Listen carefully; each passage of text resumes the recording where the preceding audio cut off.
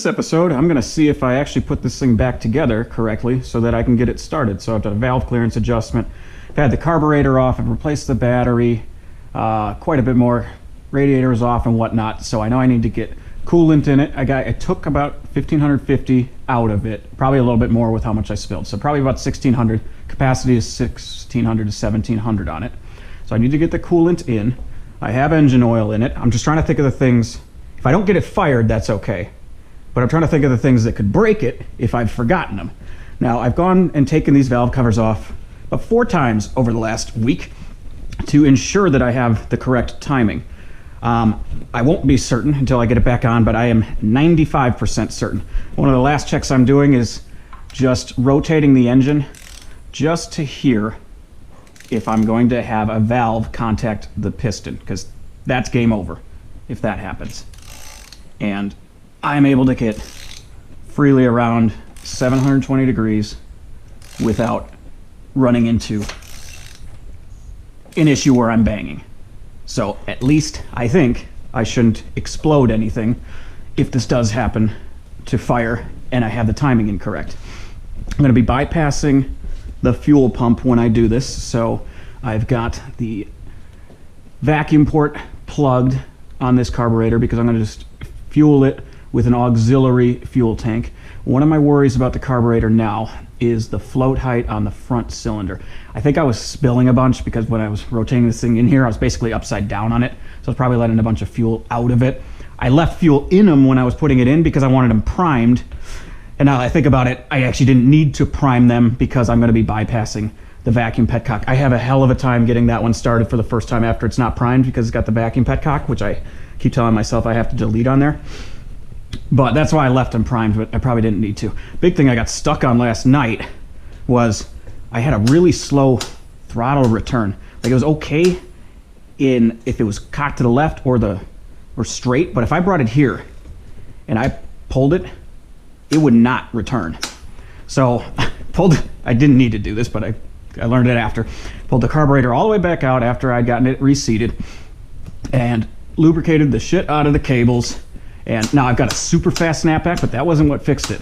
So I took off the control here, and what actually was the issue was the adjustment here. It was just so far off. As soon as I pulled it back, I don't know, a couple millimeters, all of a sudden got this great snapback. And the issue, you don't want this thing to get stuck on, because if you go over and it stays like this, it's going to be a real big explosion. So I wouldn't pass tech that way, and I would hope I wouldn't pass tech that way because that wouldn't be good. So I've got great snapback now, so I am ready. Okay, I put the front back on even though I don't have new fork seals for it yet because apparently those are going to take like 3 weeks to ship from Sport Bike Track Time or Snow. Sport Bike Gear, whatever the company is, because one of the things that I ordered is going to take me 3 weeks to get it, but that's okay. This way I can roll it outside and I can keep pressing my lever. That feels so much better. I'm so happy about that. So coolant in. So I had a Fortnite video on in the background. I was kind of just listening, and it just clicked with me how these rear tires or motorcycle tire sizes are. So this is a 160/60. I never realized the 160 means it's 16 centimeters across or 160 millimeters, and then the 60 is going to be the ratio of the height versus the width, and this one would be 60% of 160 would be 96. So if I looked, it's 96. I feel really stupid for never having realized that before. So that's probably why you shouldn't take any advice from these videos, because I should have known that. How much fluid do you think this thing is actually going to take? Because I know I can't get it all in before it's running. I got 1,500 measured out. Watch, it's just going to start leaking all over because I forgot to bolt somewhere. So I'm just going to have to see how much I get in. I want to get at least 1,500. Well, I don't know if I'll get 1,500 in now. But I'll shake the bike around once I start getting to the top, start squeezing on the tubes and whatnot, try to work out all the bubbles. I'll see how far we can get. I think I'm going to get this whole first one in. This was a bitch and a half to get the FZR that I used to have filled. Like, you get 700 in and that was it, until you had to start firing it, moving it around, firing it, moving it around, shaking it all over. I had the bike basically on its side sometimes. That went well. Let's keep going. So I'm in Wisconsin. Apparently I missed the entire playoff game because I kind of just forgot and I just kept going with the Isleman TT videos. Am I seriously going to get all 1,500 in? Nope. No. Ha! I I just realized something. I've got the choke cable routed wrong. Luckily I got to take the fork back off anyway, but how the hell did I do that?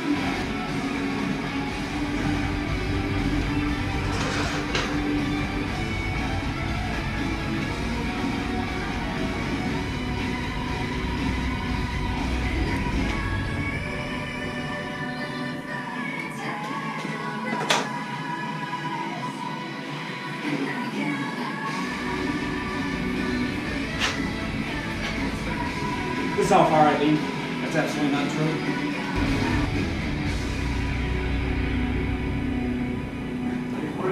Oh, I made a lot more room. I think I'm gonna be able to get this. Actually, I'll put it back up on the stand. No, I don't even need to.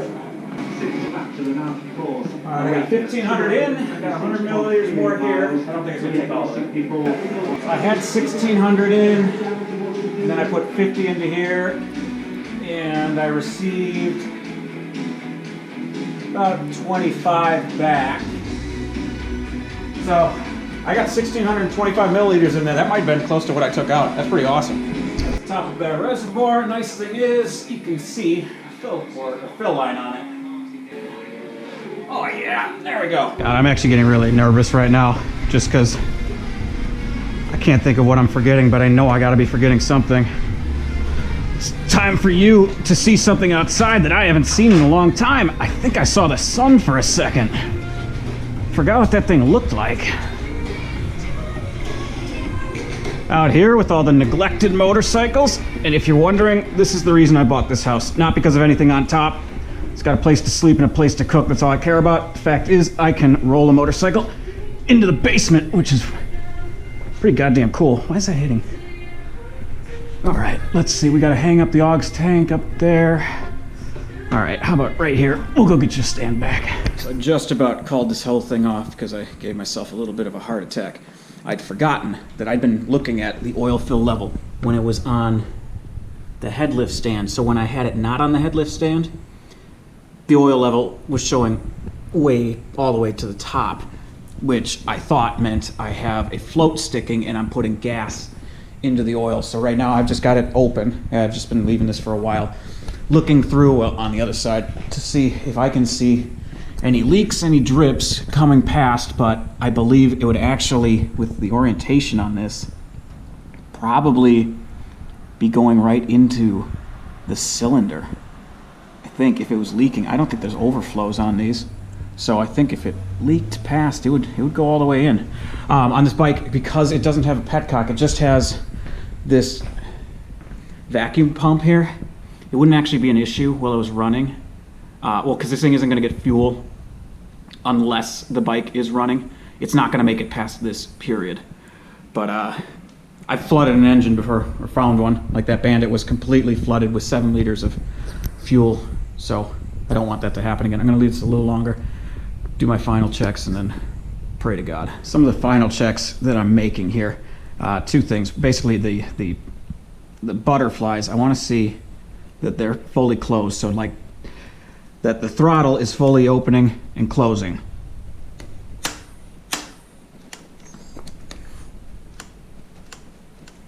So I know these are probably going to be out of sync even though I didn't touch those. It should still run. I also think this thing should still run without the airbox on it. It won't run correct, like not perfect, but it should run. Every bike I've ever tried will run without the air filter on. The other thing is that this idle set screw, I set it to exactly, now I removed it previously, but I set it to the exact amount of turns out, and that's going to be affecting where the throttle butterfly rest position is. I just want to make sure it's not way up, so I'm going to launch the thing at like 5,000 RPMs or more when I start it. I don't think that should be an issue. I think I'm going to disconnect, I'm going to disconnect the fuel from here. Honestly, this whole thing just freaks me out all the time. That's why I brought over a fire extinguisher. I've never used one. I've got 3 of them in my basement now because I've just been putting them all over because rather have and not need it and need it and not have it. And you know, they're putting like a group of like 120 nuns across the street, which is really annoying because I'm about to confuse a bunch of neighbors, hopefully, if this starts, like I often do.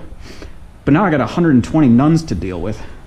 That's kind of annoying. I might just go buzz them with that weed whacker all the time though, which could be pretty fun. Fuck, I don't know why I'm so nervous to do this. Probably because it's the first time I've ever touch the timing on an engine.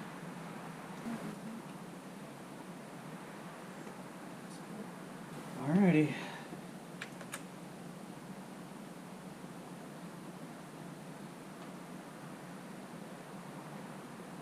Why is there an oil light? Is that always on?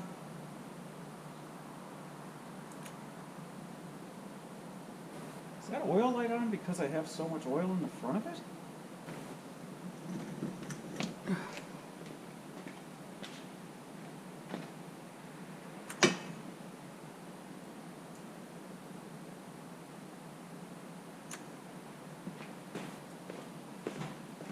Alright, I had to go verify that. The oil light on every other bike I have stays on until you start it. Give it some choke. Hopefully I got those in correctly.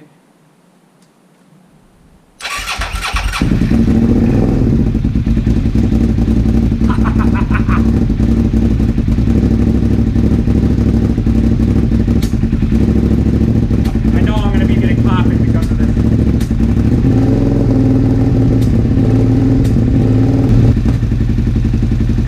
I may also have a vacuum leak somewhere. I may have a leak from that.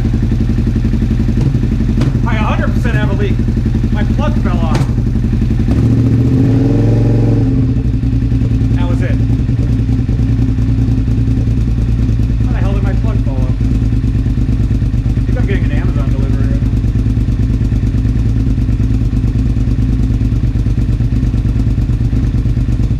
That's what happens if you don't plug it. All that spitting and whatnot. I fought that with the Bandit for years. How's it going? Thank you. Take care.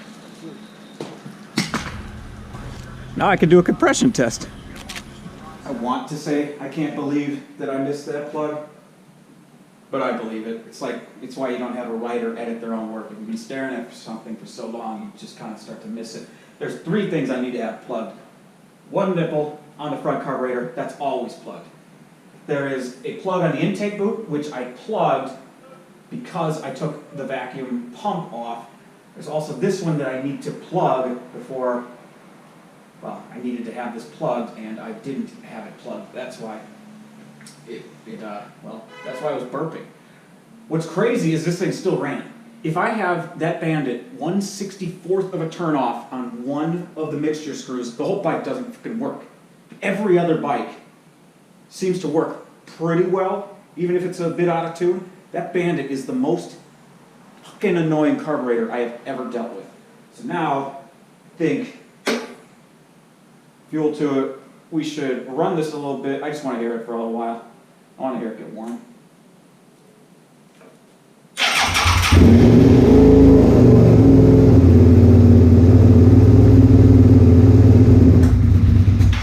What did I miss? What did I miss? Why'd you burp?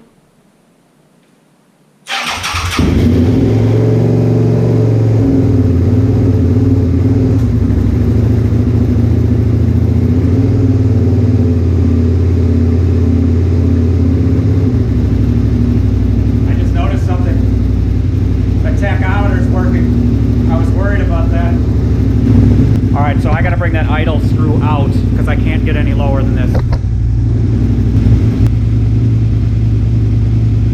I don't think I fully nailed the tachometer because that looks higher than what I'm hearing. That's reading 1600. This sounds closer to like 1300. I'm gonna have to take the faceplate back off. That's saying 1500. This sounds closer to like 12, 13.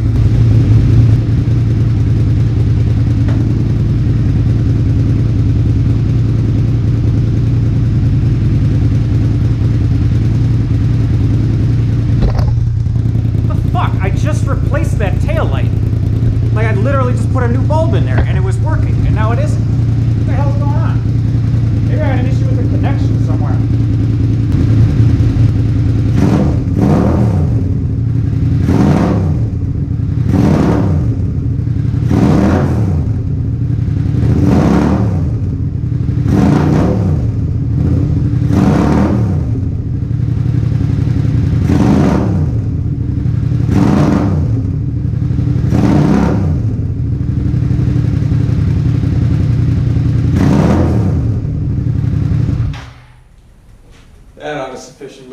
confuse the neighbors for a bit. Alright, I'm happy. Just found a bunch more problems, electrical, that I gotta deal with. Tachometer, fucking tail light for whatever reason. Maybe I should just turn this into a track bike quicker, but why is that tail light out? I hate electrical problems. Very happy right now, though. Very happy, because I wasn't certain that I even had that close to working. Fuck yeah. Well, I think I gotta be happy with that. There's obviously those couple electrical issues that I'm gonna have to deal with, and those are annoyances right now, but on a happiness scale, I think I gotta be 9.5. The only half being the tachometer, which I think is reading probably 200 too high right now, which I'm gonna be honest, I'll probably just deal with it. And then the tail light, which keeps burning out, or committing suicide, or I don't know, it's a brand new bulb. The other one's still working fine. It's the same one that burnt out as before. There's gotta be an issue somewhere else that's burning that light out, but that's small potatoes. Real happy. So if you watch this far, thanks for watching. One other reason I bought this house. It's to house my aquariums, my buddies. Because I can't have a dog because I travel too much for work, and nobody can actually stand living with me.